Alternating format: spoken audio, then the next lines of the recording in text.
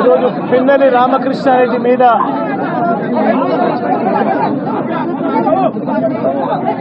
తన మీద ఏకంగా 307 అంటే అటెంప్ట్ టు మర్డర్ లాంటి కేసులు పెట్టి ఏ రకంగా అన్యాయంగా తనను జైల్లో నిర్బంధించడం జరుగుతూ ఉందో కూడా చూస్తూ ఉన్నాం. ఈరోజు రాష్ట్ర వ్యాప్తంగా కూడా ఇదే కార్యక్రమాలు జరుగుతూ ఉన్నాయి.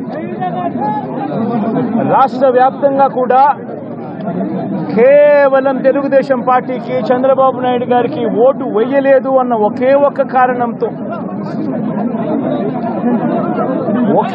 కారణంతో ఏకంగా ఆస్తులను ధ్వంసం చేస్తూ ఉన్నారు, దొంగ కేసులు పెడతా ఉన్నారు.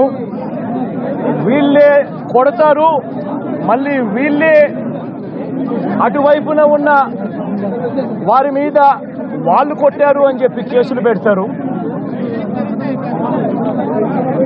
ఇంతటి దారుణంగా ఈరోజు రాష్ట్రంలో పరిపాలన సాగిస్తూ ఉన్నారు.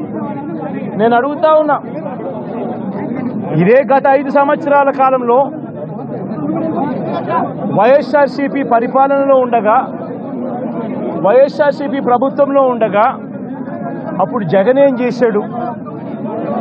కులం చూడలేదు, మతం చూడలేదు, ప్రాంతం చూడలేదు, చివరికి ఏ పార్టీకి ఓటు వేశారన్నది కూడా చూడకుండా ప్రతి పథకము ప్రతి మనిషి కూడా అర్హత అన్నది మాత్రమే ప్రామాణికంగా తీసుకుని ప్రతి ఇంటికి డోర్ డెలివరీ చేసిన ప్రభుత్వం వైఎస్ఆర్సీపీ ప్రభుత్వందైతే, జగన్మోహన్ రెడ్డి ప్రభుత్వందైతే ఈరోజు కేవలం తెలుగుదేశం పార్టీకి ఓటు వేయలేదని, కేవలం చంద్రబాబు నాయుడు గారికి ఓటు వేయలేదని, కేవలం ఓటు వేయలేదన్న ఒక్క కారణంతో ఆస్తులు ధ్వంసం చేస్తూ ఉన్నారు, మనుషులను కొడతా ఉన్నారు, కొట్టి మరి కేసులు పెడతా ఉన్నారు.